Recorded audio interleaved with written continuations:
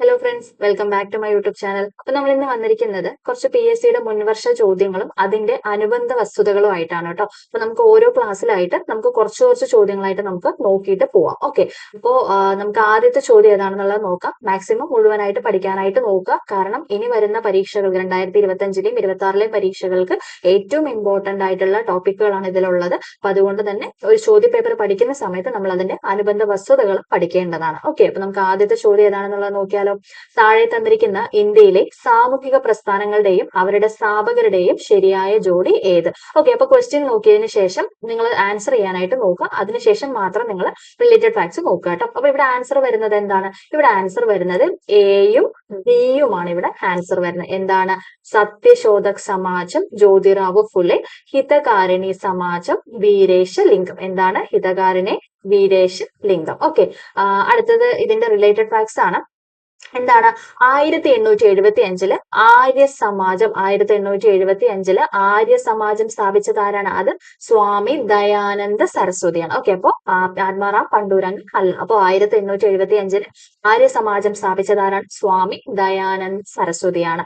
വിഗ്രഹാരാധന, ശൈശവ വിവാഹം, ഇത് ഇമ്പോർട്ടന്റ് ആണ്.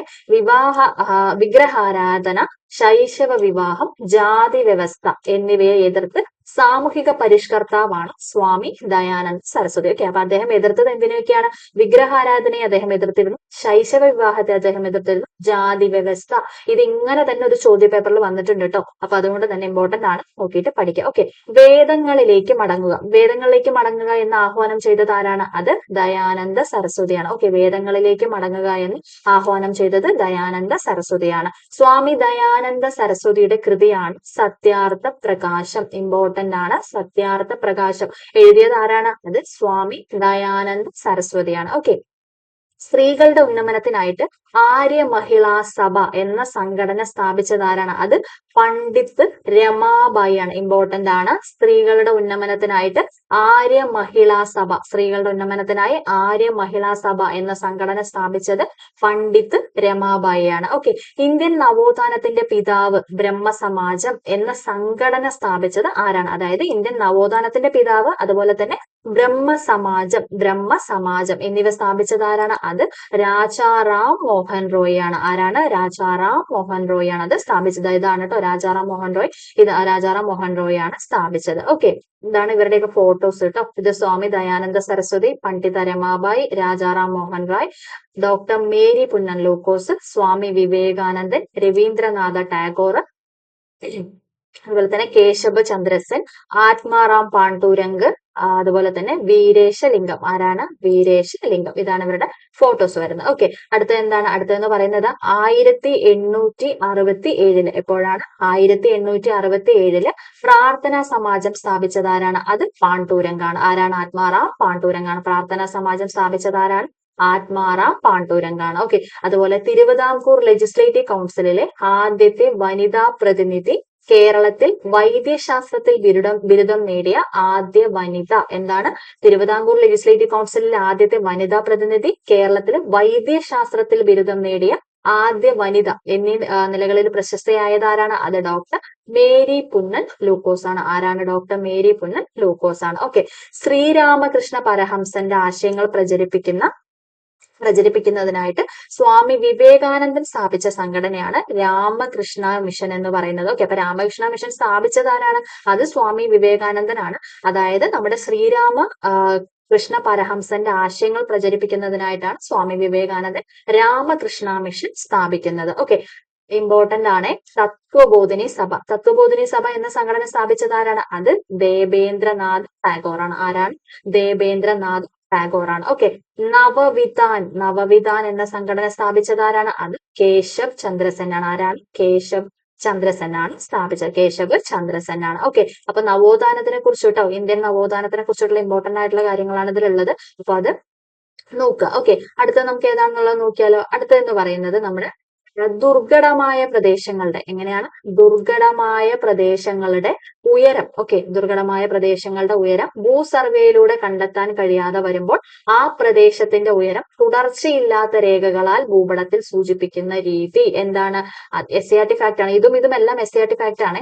അപ്പോൾ ദുർഘടമായിട്ടുള്ള ഒരു പ്രദേശത്തിന്റെ ഉയരം അത് ഭൂസർവേയിലൂടെ കണ്ടെത്താൻ കഴിയാതെ വരുമ്പോൾ ആ പ്രദേശത്തിന്റെ ഉയരം തുടർച്ചയില്ലാത്ത രേഖകളാൽ ഭൂപടത്തിൽ സൂചിപ്പിക്കുന്ന രീതി എന്താണെന്നാണ് ചോദിച്ചിരിക്കുന്നത്. ആൻസർ എന്താണ്?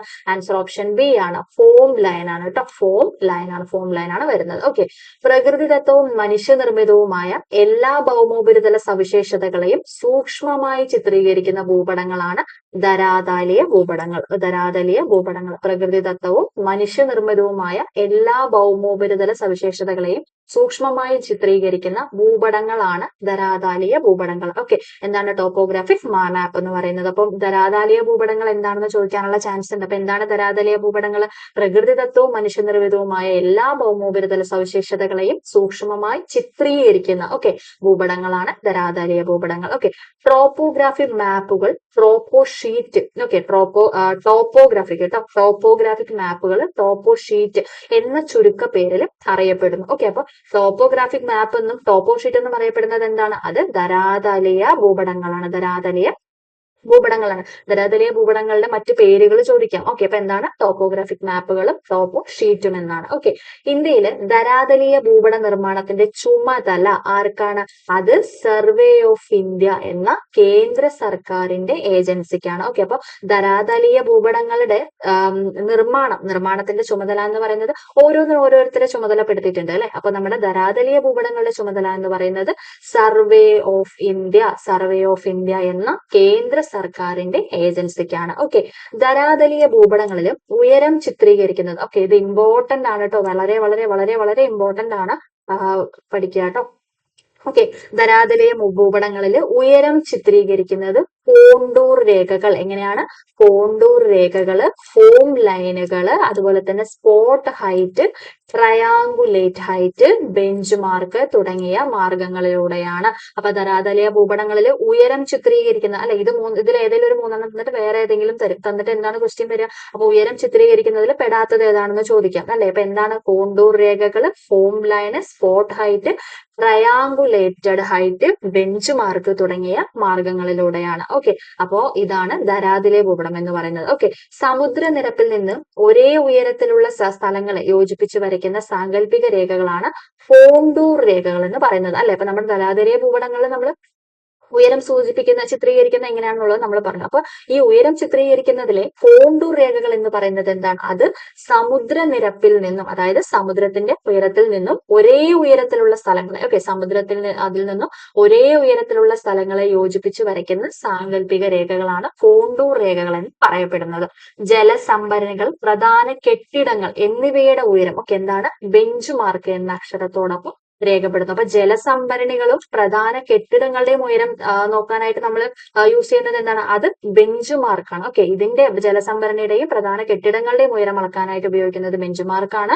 അപ്പോ ഒരു പ്രത്യേക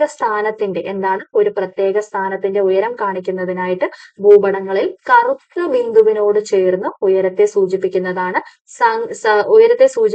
സംഖ്യ രേഖപ്പെടുത്തുന്നതാണ് സ്പോട്ട് ഹൈറ്റ് എന്ന് പറയുന്നത്. എന്താണ്? ഒരു പ്രത്യേക സ്ഥാനത്തിന്റെ ഉയരം കാണിക്കുന്നതിനായിട്ട് ഭൂപടങ്ങളിൽ കറുത്ത ബിന്ദുവിനോട് ചേർന്ന് ഉയരത്തെ സൂചിപ്പിക്കുന്ന സംഖ്യ രേഖപ്പെടുത്തുന്നതാണ് സ്പോട്ട് ഹൈറ്റ് എന്ന് പറയുന്നത്. കോണ്ടൂർ രേഖകളിൽ നിന്നും ഭൂപ്രദേശത്തിന്റെ ഉയരം, ചരിവിന്റെ സ്വഭാവം, ഭൂരൂപത്തിന്റെ ആകൃതി എന്നിവ മനസ്സിലാക്കാനായിട്ട് കഴിയും. ഇത് ഇമ്പോർട്ടന്റ് ആണ് കേട്ടോ. കാരണം ഈ 3 ഓപ്ഷൻസ് തന്നിട്ട് വേറൊരു ഓപ്ഷൻ ഏതെങ്കിലും കൊണ്ട് കയറ്റിയിട്ട് തെറ്റിക്കാന്നത് പല ചോദ്യ പേപ്പറിലും കണ്ടിട്ടുണ്ട്. അപ്പൊ അതുകൊണ്ട് തന്നെ ഇത് ഇമ്പോർട്ടന്റ് ആണ്. കോണ്ടൂർ രേഖകളിൽ നിന്നും ഭൂപ്രദേശത്തിന്റെ ഉയരം, ചരിവിന്റെ സ്വഭാവം, ഭൂരൂപത്തിന്റെ ആകൃതി എന്നിവ മനസ്സിലാക്കാനായിട്ട് കഴിയും. അപ്പോ നമ്മൾ ഇതിൽ നോക്കിയത് എന്താണ്? നവോത്ഥാനം നോക്കി. ഇതിൽ നമ്മൾ ഭൂമിശാസ്ത്രം നോക്കി. ഇനി നമ്മൾ അടുത്തതായിട്ട് നോക്കാനായിട്ട് പോകുന്നത് എന്താണ്? ബയോളജിയാണ്. അപ്പൊ താഴെ കൊടുത്തിരിക്കുന്നവയില് മിനുസപേശിയെ കുറിച്ച് തെറ്റായ പ്രസ്താവനകൾ ഏതെല്ലാം? മിനുസപേശിയെ കുറിച്ച് തെറ്റായിട്ടുള്ള പ്രസ്താവനകൾ ഏതെല്ലാം എന്നാണ് ചോദിച്ചിരിക്കുന്നത്. ഇവിടെ ആൻസർ എന്താണ്? ഇവിടെ എയും സിയും തെറ്റാണെന്നാണ് പറയുന്നത് കേട്ടോ. അപ്പൊ രക്തക്കുഴലുകളിൽ കാണപ്പെടുന്നു. എന്താണ്? മിനുസപേശിയെ കുറിച്ചിട്ട് രക്തക്കുഴലുകളിൽ കാണപ്പെടുന്നു. അതുപോലെ തന്നെ അനൈച്ഛിക ചലനങ്ങൾ കാണപ്പെടുന്നു. ഇത് രണ്ടും ശരിയാണ്. ഇവിടെ എയും സിയും തെറ്റാണെന്നാണ് പറയുന്നത്. അപ്പൊ ഇതിന്റെ റിലേറ്റഡ് ഫാക്ട്സ് നോക്കിയാലോ. ആമാശയം, ചെറുകുടൽ തുടങ്ങിയ ആന്തരാവയവങ്ങളിലും രക്തക്കുഴലുകളിലും കാണപ്പെടുന്നതും കുറുകെ വരകളില്ലാത്തതും അനൈച്ഛിക ചലനങ്ങളെ സാധ്യമാക്കുന്നതുമായ പേശിയാണ് മിനുസ പേശി അഥവാ എന്താണ് ആമാശയം, ചെറുകുടല്. ഓക്കെ, ആമാശയം, ചെറുകുടല് തുടങ്ങിയ ആന്തര അവയവങ്ങളിൽ, ഓക്കെ, അതുപോലെ തന്നെ രക്തക്കുഴലുകളിലും കാണപ്പെടുന്നുണ്ട്. അപ്പൊ നമ്മുടെ എന്താണ് മിനുസപേശി എന്ന് പറയുന്നത് എന്താണ്? ആമാശയത്തിലും ചെറുകുടലിലും ആന്തരാവയവങ്ങളിലും രക്തക്കുഴലുകളിലും കാണപ്പെടുന്നു. കുറുകെ വരകൾ ഇല്ലാത്തതും അനൈച്ഛിക ചലനങ്ങളെ സാധ്യമാക്കുന്നതുമായിട്ടുള്ള പേശിയാണ് മിനുസ പേശി അഥവാ രേഖാശൂന്യ പേശി എന്ന് പറയുന്നത്. ഓക്കെ, അതുപോലെ തന്നെ എന്താണ്? സ്പിൻഡിൽ ആകൃതിയിലുള്ള കോശങ്ങൾ കാണപ്പെടുന്നതും ഇവയിലാണ്. എന്താണ്? സ്പിൻഡിൽ ആകൃതിയിലുള്ള കോശങ്ങൾ കാണപ്പെടുന്നതും ഇവയിലാണ്. ഓക്കെ, അതുപോലെ തന്നെ എന്താണ്? ഹൃദയഭിത്തിയിൽ കാണപ്പെടുന്നതും കുറുകെ വരകൾ ഉള്ളതും അനൈച്ഛിക ചലനങ്ങളെ സാധ്യമാക്കുന്നതുമായ പേശിയാണ് ഹൃദയപേശി. ഹൃദയപേശി വളരെ ഇമ്പോർട്ടന്റ് ആണ്. എന്താണ് കാർഡിയാക് മസിൽ എന്ന് പറയുന്നത്? ഓക്കെ, എന്താണ്? ഹൃദയഭിത്തിയിൽ കാണപ്പെടുന്നതും കുറുകെ വരകൾ ഉള്ളതും. ഓക്കെ, അപ്പൊ ഇതിലെന്ന് പറഞ്ഞു കഴിഞ്ഞാൽ കുറുകെ വരകൾ ഇല്ലാത്തതാണ്. ഓക്കെ, അപ്പൊ ഹൃദയപേശിയിൽ എന്താണ്? കുറുകെ വരകൾ ഉള്ളതും അനൈച്ഛിക ചലനങ്ങളെ സാധ്യമാക്കുന്നതുമായ പേശിയാണ് ഹൃദയപേശി എന്ന് പറയുന്നത്. ഓക്കെ, ശാഖകളായി പിരിഞ്ഞ കോശങ്ങൾ കാണപ്പെടുന്നത് ഹൃദയപേശിയിലാണ്. ശാഖകളായി പിരിഞ്ഞ കോശങ്ങൾ കാണപ്പെടുന്നത് ഹൃദയപേശിയിലാണ്. അസ്ഥികളുമായി ചേർന്ന് കാണപ്പെടുന്നതും കുറുകെ വരകൾ ഉള്ളതും ഐച്ഛിക ചലനങ്ങളെ സാധ്യമാക്കുന്നതുമായ പേശിയാണ് അസ്ഥിപേശി അഥവാ രേഖാങ്കിത പേശി എന്ന് പറയുന്നത്. എന്താണ്? അസ്ഥികളുമായി ചേർന്ന് കാണപ്പെടുന്നതും കുറുകെ വരകൾ ഉള്ളതും ഐച്ഛിക ചലനങ്ങളെ സാധ്യമാക്കുന്നതുമായ പേശിയാണ് അസ്ഥി പേശി എന്ന് പറയുന്നത്. ഓക്കെ, എന്താണ്? സ്കെൽട്ടൽ മസിൽ എന്ന് പറയുന്നത് അഥവാ രേഖാങ്കിത പേശി. ഓക്കെ, സിലിണ്ടർ ആകൃതിയിലുള്ള കോശങ്ങൾ ഇവയിൽ കാണപ്പെടുന്നു. ഈ ഒരു ക്വസ്റ്റ്യൻ ചോദിച്ചിട്ടുണ്ട് കേട്ടോ. സിലിണ്ടർ ആകൃതിയിലുള്ള കോശങ്ങൾ കാണപ്പെടുന്നത് എവിടെയാണ്? അത് എവിടെയാണ്? അത് അസ്ഥിപേശിയിലാണ്. അസ്ഥിപേശിയിലാണ്. പേശികളിൽ വേണ്ട അളവിൽ ഓക്സിജൻ ലഭ്യമാകാത്ത സാഹചര്യത്തിൽ പേശികളിൽ ലാക്ടിക് ആസിഡ് അടിയുകയും തന്മൂലം അസിഡിറ്റി ഉയരുകയും പേശികൾ ക്ഷീണിക്കുകയും അതുപോലെ തന്നെ പേശികളുടെ സങ്കോചിക്കാനുള്ള കഴിവ് താൽക്കാലികമായി നഷ്ടപ്പെടുകയും ചെയ്യുന്ന അവസ്ഥയാണ് പേശിക്ലമം അഥവാ എന്താണ്? മസിൽ ഫാറ്റിക് എന്ന് പറയുന്നത്. ഓക്കെ, മസിൽ ഫാറ്റിക് എന്ന് പറയുന്നത് എന്താണ്? പേശികളിൽ വേണ്ടയളവിൽ ഓക്സിജൻ ലഭ്യമാകാത്ത സാഹചര്യത്തിൽ പേശികളിൽ ലാക്ടിക് ആസിഡ് അടിഞ്ഞുകൂടും. അപ്പൊ അത് കാരണം എന്ത് സംഭവിക്കും? ആ ലാക്ടിക് ആസിഡ് ഉയരുകയും പേശികൾ ക്ഷീണിക്കുകയും പേശികളുടെ സങ്കോചിക്കാനുള്ള കഴിവ് താൽക്കാലികമായി നഷ്ടപ്പെടുകയും ചെയ്യുന്ന അവസ്ഥയാണ് പേശിക്ലമം എന്ന് പറയുന്നത്. ഓക്കെ, അതുപോലെ അസ്ഥികൂടമില്ലാതെ ചലിക്കുന്ന ജീവികൾക്ക് ഉദാഹരണം എന്തൊക്കെയാണ്? പാരമീസിയം, യുഗ്ലീന, മണ്ണിര തുടങ്ങിയവ. ഓക്കെ, എന്തൊക്കെയാണ്? പാരമീസിയം, യുഗ്ലീന, മണ്ണിര തുടങ്ങിയവയാണ് അസ്ഥികൂടമില്ലാതെ ചലിക്കുന്ന ജീവികൾ. ഓക്കെ, പാരമീസിയത്തിന്റെ ചലനം സാധ്യമാക്കുന്നത് സീലിയകളാണ്. എന്താണ്? പാരമീസിയത്തിന്റെ ചലനം സാധ്യമാക്കുന്നത് എന്താണ്? അത് സീലിയകളാണ്. ഓക്കെ, കോശോപരിതലത്തിൽ വെച്ച് കാണപ്പെടുന്ന നീളം കുറഞ്ഞ പ്രോട്ടീൻ തന്തുക്കളാണ് സീലിയകൾ എന്ന് പറയുന്നത്. പാരമീസിയത്തിന്റെ ചലനം സാധ്യമാക്കുന്ന സീലിയകളാണ്. കോശോപരിതലത്തിൽ കാണപ്പെടുന്ന നീളം കുറഞ്ഞ പ്രോട്ടീൻ തന്തുക്കളാണ് സീലിയകൾ എന്ന് പറയുന്നത്. ഓക്കെ, വലയപേശികളുടെയും ദീർഘപേശികളുടെയും ക്രമാനുഗതമായ സങ്കോചവും പൂർവസ്ഥിതി പ്രാപിക്കലും മണ്ണിരയിൽ ചലനം സാധ്യമാക്കുന്നു. കൂടാതെ ശരീരോപരിതലത്തിൽ നിന്ന് പുറത്തേക്ക് തള്ളി നിൽക്കുന്ന സൂക്ഷ്മമായ സീറ്റുകൾ ഓക്കെ സഞ്ചാരത്തിന് സഹായിക്കുന്നു. ഓക്കെ, യുഗ്ലീനിയുടെ ചലനത്തിന് സഹായിക്കുന്നത് ഫ്ലജല്ലം. എന്താണ്? ഫ്ലജല്ലം നീളം കൂടിയ ചാട്ടകോളുള്ള പ്രോട്ടീൻ തന്തുവാണ് ഫ്ലജല്ലം എന്ന് പറയുന്നത്. ഓക്കെ, അപ്പൊ ഇത് നോക്കി വെക്കുക. ഇത് ബയോളജിയിൽ വരുന്നൊരു ക്വസ്റ്റ്യൻ ആണ്. നല്ല നല്ല രീതിയിൽ തന്നെ അതിന്റെ റിലേറ്റഡ് ഫാക്ട്സ് കൊടുത്തിട്ടുണ്ട്. ഓക്കെ, അപ്പൊ എല്ലാം ഇതൊക്കെ SCERT ഫാക്ട്സ് തന്നെയാണ്.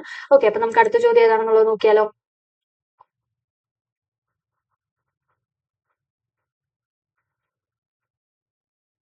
ഓക്കെ, അടുത്തത് എക്കണോമിക്സുമായിട്ട് റിലേറ്റഡ് ആയിട്ടുള്ളതാണ് കേട്ടോ. എന്താണ്? എക്കണോമിക്സുമായിട്ട് റിലേറ്റഡ് ആയിട്ടുള്ളതാണ്. ഓക്കെ, അപ്പൊ നമുക്ക് നോക്കിയാലോ. എന്താണ് ചോദ്യം എന്ന് പറയുന്നത്? ആധുനിക ഇന്ത്യൻ ആസൂത്രണത്തിന്റെ ഏറ്റവും പ്രയാസമേറിയ ദൗത്യം. എന്താണ്? ആധുനിക ഇന്ത്യൻ ആസൂത്രണത്തിന്റെ ഏറ്റവും പ്രയാസമേറിയ ദൗത്യം എന്തായിരുന്നു അതെന്ന് പറയുന്നത് ഓപ്ഷൻ സി ആണ്. എന്താണ്? സാമ്പത്തിക സ്രോതസ്സുകളുടെ സമാഹരണം. ഓക്കെ, സാമ്പത്തിക സ്രോതസ്സുകളുടെ സമാഹരണമായിരുന്നു ഇന്ത്യൻ ആസൂത്രണത്തിന്റെ ഏറ്റവും പ്രയാസമേറിയ ദൗത്യം എന്ന് പറയുന്നത്. ഓക്കെ, അടുത്തത് എന്താണ്? ഇതിന്റെ റിലേറ്റഡ് ഫാക്ട്സ് നോക്കാം കേട്ടോ. റിലേറ്റഡ് ഫാക്ട്സ് എന്ന് പറയുമ്പോൾ ബ്രിട്ടീഷ് ചൂഷണവും എന്താണ്? ബ്രിട്ടീഷിന്റെ ചൂഷണവും ഇന്ത്യയുടെ വികസന മുരടിപ്പും എങ്ങനെ തരണം ചെയ്യാമെന്ന വിഷയം പ്രധാന ചർച്ചാ വിഷയമായ INC സമ്മേളനത്തിലായിരുന്നു 1931 കറാച്ചി സമ്മേളനം. ഓക്കെ, എന്താണ് ബ്രിട്ടീഷിന്റെ ചൂഷണം, അതായത് ബ്രിട്ടീഷുകാരുടെ ചൂഷണവും ഇന്ത്യയുടെ വികസന മുരടിപ്പും. ഓക്കെ, എന്താണ് ഇന്ത്യക്ക് ഒരു വികസനമില്ലായ്മ, അപ്പൊ അത് എങ്ങനെ നമുക്ക് ഓവർകം ചെയ്യാം എന്ന വിഷയം എന്ന് പറയുന്നത് പ്രധാന ചർച്ചാ വിഷയമായ INC സമ്മേളനം ഏതായിരുന്നു? അത് 1931 കറാച്ചി സമ്മേളനമായിരുന്നു. അപ്പൊ ജവഹർലാൽ നെഹ്റുവിന്റെ നേതൃത്വത്തിൽ ദേശീയ ആസൂത്രണ സമിതി രൂപീകരിച്ചത് എന്നാണ്? 1938 ഇമ്പോർട്ടന്റ് ആണ്. നമ്മുടെ ജവഹർലാൽ നെഹ്റുവിന്റെ നേതൃത്വത്തിൽ ദേശീയ ആസൂത്രണ സമിതി രൂപീകരിച്ച വർഷമാണ് 1938. ആരുടെ നേതൃത്വത്തിലാണ്? ജവഹർലാൽ നെഹ്റുവിന്റെ നേതൃത്വത്തിൽ. ഇന്ത്യയിലെ ഒരു സംഘം വ്യവസായികൾ സമ്മേളിച്ച് ഇന്ത്യയുടെ വികസനത്തിന് വേണ്ടിയിട്ട് 1944 തയ്യാറാക്കിയ പദ്ധതിയാണ് ബോംബെ പദ്ധതി. ഓക്കെ, അപ്പോ ബോംബെ പദ്ധതി നിലവിൽ വന്നത് എന്നാണ്? അത് 1944 ഇന്ത്യയുടെ വികസനത്തിന് വേണ്ടിയിട്ട് ഒരു സംഘം വ്യവസായികൾ സമ്മേളിച്ച് ഇന്ത്യയുടെ വികസനത്തിന് വേണ്ടി 1944 തയ്യാറാക്കിയ പദ്ധതിയാണ് ബോംബെ പദ്ധതി എന്ന് അറിയപ്പെടുന്നത്. ഇമ്പോർട്ടന്റ് ആണ്. അടുത്തത് വെരി വെരി ഇമ്പോർട്ടന്റ് ആണ്. Poverty and un-British rule in India എന്ന പുസ്തകം എഴുതിയത് ആരാണ്? ഒരാഴ്ച മുമ്പ് കഴിഞ്ഞ എക്സാമിൽ വരെ ചോദിച്ച ചോദ്യമാണ്. ആരാണ്? Dadabhai Naoroji. Poverty and un-British rule in India എഴുതിയത് ആരാണ്? ദാദാബായ് നവറോജിയാണ്. ജനകീയ പദ്ധതി. ഓക്കെ, പീപ്പിൾസ് പ്ലാൻ അടുത്തത് ഇമ്പോർട്ടന്റ് ആണ്. എന്താണ് പീപ്പിൾസ് പ്ലാൻ? പീപ്പിൾസ് പ്ലാൻ ആവിഷ്കരിച്ചത് ആരാണ്? അത് MN റോയി ആണ്. ആരാണ്? MN റോയി ആണ്. ഓക്കെ, സ്വതന്ത്ര ഇന്ത്യയിൽ ആദ്യമായിട്ട് വ്യവസായിക നയം രൂപീകരിച്ചത് എന്നാണ്? സ്വതന്ത്ര ഇന്ത്യയിൽ ആദ്യമായിട്ട് വ്യവസായിക നയം രൂപീകരിച്ചത് എന്ന് പറയുന്നത് 1948 1948 പ്ലാന്റ് എക്കോണമി ഓഫ് ഇന്ത്യ എന്ന ഗ്രന്ഥം രചിച്ചത് ആരാണ്? പ്ലാന്റ് എക്കോണമി ഓഫ് ഇന്ത്യ എന്ന ഗ്രന്ഥം രചിച്ചത് ആരാണ്? അത് M വിശ്വേശ്വരയ്യാണ്. ആരാണ്? M വിശ്വേശ്വരയ്യ. അടുത്തത് വെരി വെരി ഇമ്പോർട്ടന്റ് ആണ്. ഇന്ത്യയിലെ ആസൂത്രണ കമ്മീഷൻ നിലവിൽ വന്നത് എന്നാണ്? 1950 മാർച്ച് 15. 1950 മാർച്ച് 15 ഇന്ത്യയിൽ ആസൂത്രണ കമ്മീഷൻ നിലവിൽ വരുന്നത്. ഇന്ത്യൻ സാമ്പത്തിക ആസൂത്രണത്തിന്റെ ലക്ഷ്യങ്ങളാണ് തുല്യത, വളർച്ച, സ്വാശ്രയത്വം, ആധുനികവൽക്കരണം. ഓക്കെ, എന്തൊക്കെയാണ്? തുല്യത, വളർച്ച, സ്വാശ്രയത്വം, ആധുനികവൽക്കരണം തുടങ്ങിയവ. ഓക്കെ, പ്രധാനമന്ത്രി അധ്യക്ഷനും ഒരു മുഴുവൻ സമയ ഉപാധ്യക്ഷനും കേന്ദ്ര ക്യാബിനറ്റ് നിയമിക്കുന്ന കമ്മീഷൻ അംഗങ്ങളും ഉൾപ്പെട്ടതായിരുന്നു ആസൂത്രണ കമ്മീഷൻ എന്ന് പറഞ്ഞത്. അപ്പൊ ആസൂത്രണ കമ്മീഷനിൽ അംഗങ്ങൾ ആരൊക്കെയാണ്? പ്രധാനമന്ത്രിയാണ് അധ്യക്ഷൻ, അല്ലെ? ആസൂത്രണ കമ്മീഷന്റെ അധ്യക്ഷൻ എന്ന് പറയുന്നത് പ്രധാനമന്ത്രിയാണ് അധ്യക്ഷൻ എന്ന് പറയുന്നത്. ഒരു മുഴുവൻ സമയ ഉപാധ്യക്ഷൻ ഉണ്ടായിരിക്കും. ഓക്കെ, അതുപോലെ തന്നെ കേന്ദ്ര ക്യാബിനറ്റ് നിയമിക്കുന്ന കമ്മീഷൻ അംഗങ്ങളും ഉൾപ്പെട്ടതായിരുന്നു ആസൂത്രണ കമ്മീഷൻ എന്ന് പറയുന്നത്. ഓക്കെ, അടുത്ത എന്താണ്? സോവിയറ്റ് യൂണിയനിൽ നടപ്പാക്കിയ ദേശീയ ആസൂത്രണത്തിന്റെ മാതൃകയാണ് ഇന്ത്യ സ്വീകരിച്ചത്. ഓക്കെ, അപ്പൊ നമ്മൾ നടപ്പിലാക്കിയിട്ടുണ്ടായിരുന്ന ദേശീയ ആസൂത്രണം എന്ന് പറയുന്നത് സോവിയറ്റ് യൂണിയൻ മാതൃകയാണ്, അല്ലെ? സോവിയറ്റ് യൂണിയൻ മാതൃകയാണ് നമ്മൾ സ്വീകരിച്ചിട്ടുണ്ടായിരുന്നത്. ഓക്കെ, അടുത്തത് എന്താണ്? അണക്കെട്ടുകൾ. ഓക്കെ, അണക്കെട്ടുകൾ ഇന്ത്യയുടെ വികസനത്തിന്റെ മഹാക്ഷേത്രങ്ങളാണ്. ഓക്കെ, എന്താണ്? നമ്മുടെ അണക്കെട്ടുകൾ എന്ന് പറയുന്നത് ഇന്ത്യയുടെ വികസനത്തിന്റെ മഹാക്ഷേത്രങ്ങളാണ് എന്ന് പറഞ്ഞതാരാണ്? അത് ജവഹർലാൽ നെഹ്റു ആണ്. ആസൂത്രണ കമ്മീഷന് പകരമായിട്ട് അടുത്തത് വെരി വെരി ഇമ്പോർട്ടന്റ് ആണ്. എന്താണ്? 2015 ജനുവരി 1 നിലവിൽ വന്ന സംവിധാനമാണ് നീതി ആയോഗ്. 2015 ജനുവരി 1 ആസൂത്രണ കമ്മീഷന് പകരമായിട്ട് നിലവിൽ വന്നതാണ് നീതി ആയോഗ് എന്ന് പറയുന്നത്. ഇടയ്ക്കിടയ്ക്ക് ചോദിച്ചു കണ്ടിട്ടുള്ള ഒരു ചോദ്യമാണ്. എന്താണ് നീതി ആയോഗിന്റെ ഫുൾ ഫോം? എന്താണ്? National institution for transforming India. എന്താണ്? National institution for transforming India, Niti Aayog. Okay, അപ്പൊ നീതി ആയോഗിനെ കുറിച്ച് കുറച്ച് കാര്യങ്ങൾ ഇമ്പോർട്ടന്റ് ആയിട്ട് നമ്മൾ നോക്കേണ്ടതാണ്. ആദ്യത്തെ, അല്ലെ, നീതി ആയോഗിന്റെ നിലവിലെ സിഇഒ ആരാണ്? BVR സുബ്രഹ്മണ്യം. ആരാണ്? BVR സുബ്രഹ്മണ്യം. നിലവിലെ വൈസ് ചെയർപേഴ്സൺ ആരാണ്? വൈസ് ചെയർപേഴ്സൺ എന്ന് പറയുന്നത് സുമൻ കെ ബറിയാണ്. ആരാണ്? സുമൻ കെ ബറിയാണ്. ഓക്കെ, അപ്പൊ നീതി ആയോഗിന്റെ നിലവിലെ സിഇഒ BVR സുബ്രഹ്മണ്യം, ചെയർപേഴ്സൺ എന്ന് പറയുന്നത് സുമൻ കെ ബറിയാണ്. അപ്പൊ ഇപ്പോഴത്തെ അധ്യക്ഷൻ ആരാണ്? അതെന്ന് നമ്മുടെ പ്രധാനമന്ത്രിയാണ് കേട്ടോ. നരേന്ദ്രമോദിയാണ് ഇപ്പോഴത്തെ അധ്യക്ഷനെന്നോ പ്രസിഡന്റ് എന്നോ ഒക്കെ പറയാം. ഓക്കെ, അടുത്ത ആരാണ്? നീതി ആയോഗിന്റെ 2023-24 സുസ്ഥിര വികസന ലക്ഷ്യ സൂചികയിൽ ഇന്ത്യയുടെ പോയിന്റ് 2021-2021 66 നിന്നും 71 വർദ്ധിച്ചു. ഓക്കെ, അപ്പൊ നമ്മുടെ നീതി ആയോഗിന്റെ 2023-24 സുസ്ഥിര വികസന ലക്ഷ്യ സൂചികയിൽ ഇന്ത്യയുടെ പോയിന്റ് 2020-21 66 നിന്നും 71 വർദ്ധിച്ചു. ഓക്കെ, നീതി ആയോഗിന്റെ 2023 സുസ്ഥിര വികസന ലക്ഷ്യ സൂചികയിൽ കേരളത്തിന് 79 പോയിന്റ് ലഭിച്ചു ഒന്നാമതെത്തി. അപ്പൊ ഇത് ഇമ്പോർട്ടന്റ് ആയിട്ട് നോക്കി വെക്കാട്ടോ, കറണ്ട് അഫയേഴ്സിന് ചോദിക്കുന്നതാണ്. എന്താണ് 2023-24 സുസ്ഥിര വികസന ലക്ഷ്യ സൂചികയിൽ കേരളത്തിന് 79 പോയിന്റ് ലഭിച്ചിട്ട് ഒന്നാമതെത്തി. അപ്പൊ കേരളത്തോടൊപ്പം ഏത് സംസ്ഥാനമാണ് അത് പങ്കിട്ടത് എന്നുള്ളൊരു ചോദ്യം ഇടയ്ക്ക് വന്നിട്ടുണ്ടായിരുന്നു. ആരാണ് പങ്കിട്ടത്? ഉത്തരാഖണ്ഡാണ്. ഉത്തരാഖണ്ഡിനും സെയിം 79 പോയിന്റ് ആയിരുന്നു. ഓക്കെ, അപ്പൊ ഏറ്റവും കുറവ് ആരായിരുന്നു? ഏറ്റവും കുറവ് എന്ന് പറയുന്നത് ബീഹാർ ആണ്. 57 പോയിന്റ് ആണ്. 57 പോയിന്റ് ആണ്. ഓക്കെ, സുസ്ഥിര വികസന ലക്ഷ്യ സൂചികയിലെ 12ാമത്തെ ലക്ഷ്യമായ റെസ്പോൺസിബിൾ കൺസംഷൻ ഓക്കെ ആൻഡ് പ്രൊഡക്ഷനിൽ കേരളത്തിന് 53 പോയിന്റ് ആണ് ലഭിച്ചത്. എന്താണ്? റെസ്പോൺസിബിൾ കൺസംഷൻ ആൻഡ് പ്രൊഡക്ഷനിൽ കേരളത്തിന് 53 പോയിന്റ് ആണ് ലഭിച്ചത്. സുസ്ഥിര വികസന ലക്ഷ്യ സൂചികയിലെ 6ാമത് ലക്ഷ്യമായിട്ടുള്ള ക്ലീൻ വാട്ടർ ആൻഡ് സാനിറ്റേഷൻ 100 പോയിന്റും നേടിയ സംസ്ഥാനമാണ് ഗോവ എന്ന് പറയുന്നത്. എന്താണ്? സുസ്ഥിര വികസന ലക്ഷ്യ സൂചികയിൽ 6ാമത്തെ ലക്ഷ്യമായിട്ടുള്ള ക്ലീൻ വാട്ടർ ആൻഡ് സാനിറ്റേഷൻ 100 പോയിന്റും നേടിയ സംസ്ഥാനമാണ് ഗോവ എന്ന് പറയുന്നത്. ഓക്കെ, അതുപോലെ വേറൊരു കാര്യം എന്താണ്? ആകെ 16 ലക്ഷ്യങ്ങൾ അടങ്ങുന്നതായിരുന്നു SDG ഇന്ത്യ ഇൻഡെക്സ് 2023-24 എന്ന് പറയുന്നത്. ഓക്കെ, അപ്പൊ ഇത്രയും കാര്യങ്ങളാണ് നമ്മുടെ ആസൂത്രണ കമ്മീഷനെ കുറിച്ചും നമ്മുടെ നീതി ആയോഗിനെ കുറിച്ചും പറയുന്നത് കേട്ടോ. അപ്പൊ ഇതുപോലുള്ള റിലേറ്റഡ് ഫാക്ട്സ് പഠിച്ചു പോവുകയാണെങ്കിൽ നമുക്കുള്ളൊരു ഗുണം എന്താണെന്ന് വെച്ച് കഴിഞ്ഞാൽ നമ്മൾ ആ ഒരു ടോപ്പിക്കും അങ്ങനെ പഠിച്ചു പോകും. ഓക്കെ, അപ്പൊ ഇതുപോലൊരു 10 ചോദ്യം നമ്മൾ പഠിക്കുകയാണെന്നുണ്ടെങ്കിൽ നമുക്ക് ഈസി ആയി തന്നെ നമുക്ക് ആ ഒരു ടോപ്പിക് നമുക്ക് കവർ ചെയ്ത് പോകാനായിട്ട് നമുക്ക് പറ്റും. ഓക്കെ, അപ്പൊ അടുത്തത് ഇമ്പോർട്ടന്റ് ആയിട്ടുള്ള ഒരു കാര്യമാണ്. എന്താണ്? കുടുംബശ്രീ. ഓക്കെ, കുടുംബശ്രീയെ കുറിച്ച് റിലേറ്റഡ് ആയിട്ടുള്ള കാര്യങ്ങളാണ് നമ്മൾ പറയാനായിട്ട് പോകുന്നത്. ഓക്കെ, കുടുംബശ്രീയെ സംബന്ധിച്ച് താഴെ പറയുന്ന പ്രസ്താവനകളിൽ ഏതാണ് അല്ലെങ്കിൽ ഏതൊക്കെയാണ് ശരിയെന്നാണ് ചോദിച്ചിരിക്കുന്നത്. 1997 കുടുംബശ്രീ സ്ഥാപിതമായത്. ശരിയാണ്. സ്ത്രീകൾക്കായി കുടുംബശ്രീക്ക് തൃത്തല്ല എന്താണ് NHGS, ADS ആൻഡ് CDS സജ്ജീകരണമുണ്ട്. ശരിയാണ്. കേരള സർക്കാരിന്റെ സംസ്ഥാന ദാരിദ്ര്യ നിർമ്മാർജ്ജന മിഷൻ നടപ്പിലാക്കുന്ന ദാരിദ്ര്യ നിർമ്മാർജ്ജന സ്ത്രീ ശാക്തീകരണ പരിപാടിയാണ് കുടുംബശ്രീ. ശരിയാണോ? ശരിയാണ്. അപ്പൊ ഇവിടെ തന്നിരിക്കുന്ന എല്ലാ ഓപ്ഷനും ശരിയാണ്. ഓക്കെ, അപ്പൊ നമുക്ക് കുടുംബശ്രീ എന്താണെന്നുള്ളത് നമുക്ക് നോക്കാം. ഓക്കെ, എന്താണ് കുടുംബശ്രീ എന്ന് പറയുന്നത്? 1998 എന്താണ്? 1998 മലപ്പുറം. ഓക്കെ, എന്നാണ്? മെയ് 17 കേട്ടോ. മെയ് 17 മലപ്പുറം ജില്ല. ഓക്കെ, എവിടെയാണ്? മലപ്പുറം ജില്ലയിൽ വെച്ച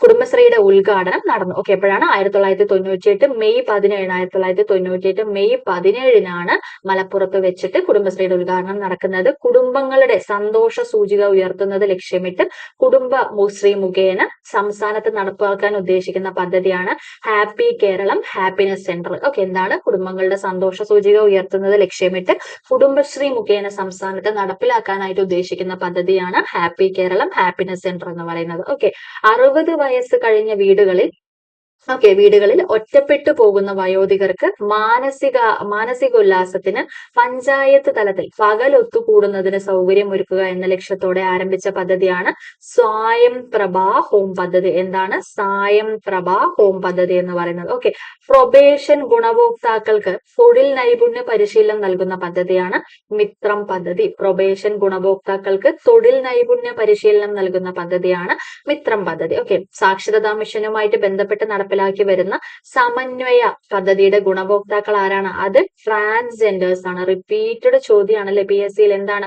സമന്വയ പദ്ധതിയുടെ ഗുണഭോക്താക്കൾ എന്ന് പറയുന്നത് ആരാണ്? അത് ട്രാൻസ്ജെൻഡേഴ്സ് ആണ്. ഓക്കെ, വിദൂര വിദ്യാഭ്യാസ കോഴ്സുകൾ പഠിക്കുന്ന ട്രാൻസ്ജെൻഡർ വിദ്യാർത്ഥികളുടെ ക്ഷേമം ലക്ഷ്യമിട്ടുള്ള പദ്ധതിയാണ് വർണ്ണം പദ്ധതി. ഓക്കെ, വർണ്ണം പദ്ധതി. വിദൂര വിദ്യാഭ്യാസത്തിലൂടെ ഡിഗ്രി PG കോഴ്സുകൾ പഠിക്കുന്ന ട്രാൻസ്ജെൻഡർ വിദ്യാർത്ഥികൾക്ക് സാമ്പത്തിക സഹായം നൽകുന്നു. ഓക്കെ, അപ്പോ ഇത്രയും കാര്യങ്ങളാണ് കുടുംബശ്രീയെ കുറിച്ച് ഇവിടെ റിലേറ്റഡ് ഫാക്ട് ആയിട്ട് കൊടുത്തിട്ടുള്ളത്. ഓക്കെ, അപ്പൊ നമുക്ക് അടുത്തത് ഏതാണെന്നുള്ളത് നോക്കിയാലോ. അടുത്തത് എന്ന് പറയുന്നത്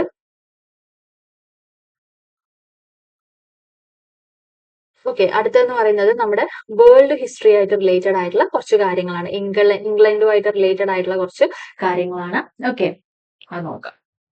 ഓക്കെ, ഇംഗ്ലണ്ടിലെ രാജാവായിട്ടുള്ള ആരാണ്? ഇംഗ്ലണ്ടിലെ രാജാവായ ജെയിംസ് രണ്ടാമൻ. ആരാണ്? ജെയിംസ് രണ്ടാമൻ.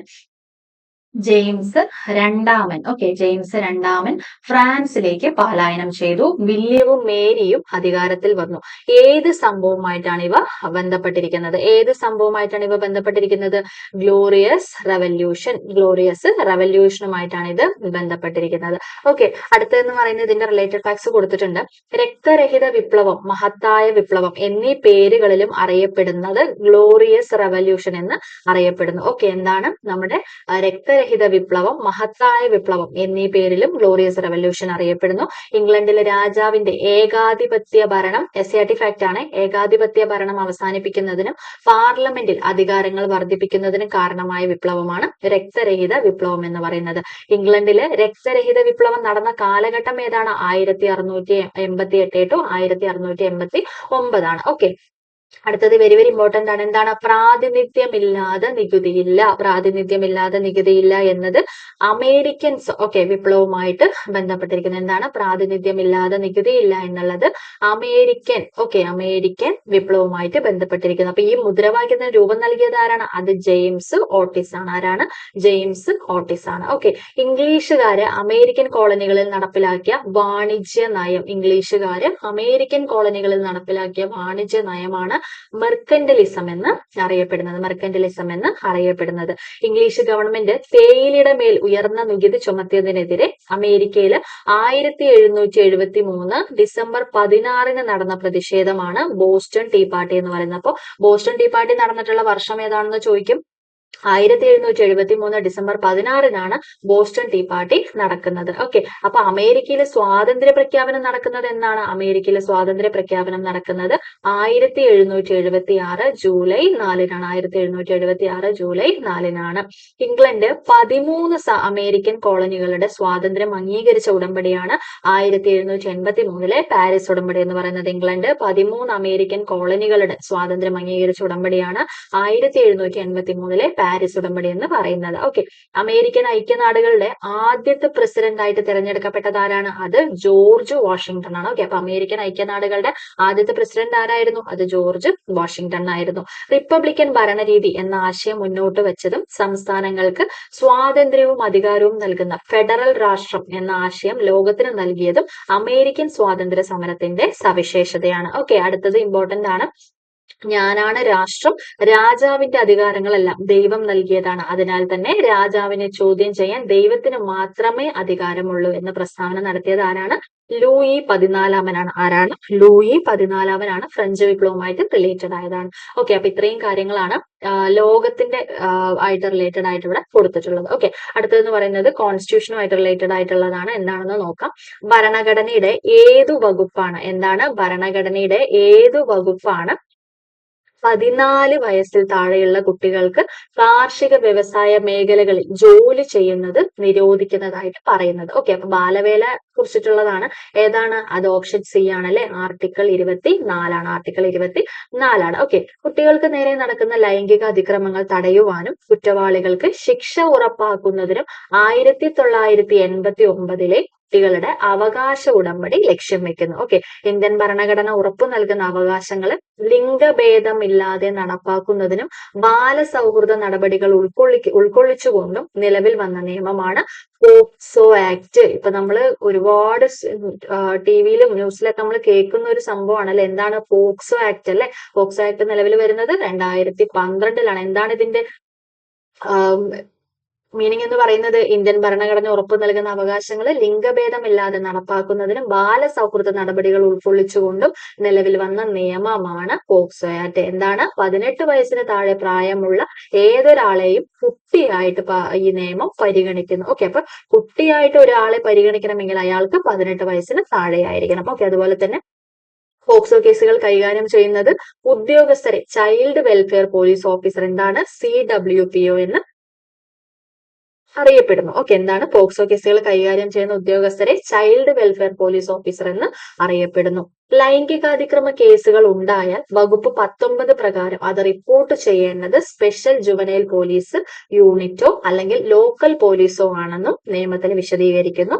പോക്സോ വകുപ്പ് 44 പ്രകാരം നിരീക്ഷണ സംവിധാനം ഒരുക്കിയിട്ടുള്ളത് കേരള സംസ്ഥാന ബാലാവകാശ സംരക്ഷണ കമ്മീഷനാണ്. ഓക്കെ, കേരള സംസ്ഥാന ബാലാവകാശ സംരക്ഷണ കമ്മീഷൻ 2013 ജൂൺ 3 നിലവിൽ വന്നു.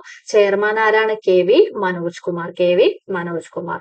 ഓക്കെ, അപ്പോ ഇന്ന് 7 ചോദ്യങ്ങളെ നോക്കുന്നുള്ളൂ കേട്ടോ. അപ്പൊ നമുക്ക് വേറൊരു ദിവസം നമുക്ക് ബാക്കിയുള്ള കുറച്ച് ചോദ്യങ്ങളും കൂടെ ഉണ്ട്, അതും കൂടെ നമുക്ക് നോക്കാം. ഇമ്പോർട്ടന്റ് ആയിട്ട് നോക്കണം കേട്ടോ, കാരണം വളരെ ഇമ്പോർട്ടന്റ് ആണ് ഇപ്പൊ റിലേറ്റഡ് ഫാക്ട്സും കാര്യങ്ങളൊക്കെ പഠിക്കണം എന്നുള്ളത്. അല്ലാതെ വെറുതെ ഒരു ചോദ്യം നമ്മൾ പഠിച്ചു പോയത് കൊണ്ട് യാതൊരു കാര്യമില്ല. നമ്മൾ നല്ല വൃത്തിക്ക് നമ്മൾ റിലേറ്റഡ് ഫാക്ട്സും കാര്യങ്ങളും നമ്മൾ പഠിക്കണം. ഓക്കെ, അപ്പൊ നമുക്ക് ഇതിന്റെ കണ്ടിന്യൂഷൻ നമുക്ക് വേറൊരു വീഡിയോയിൽ ചെയ്യാം കേട്ടോ.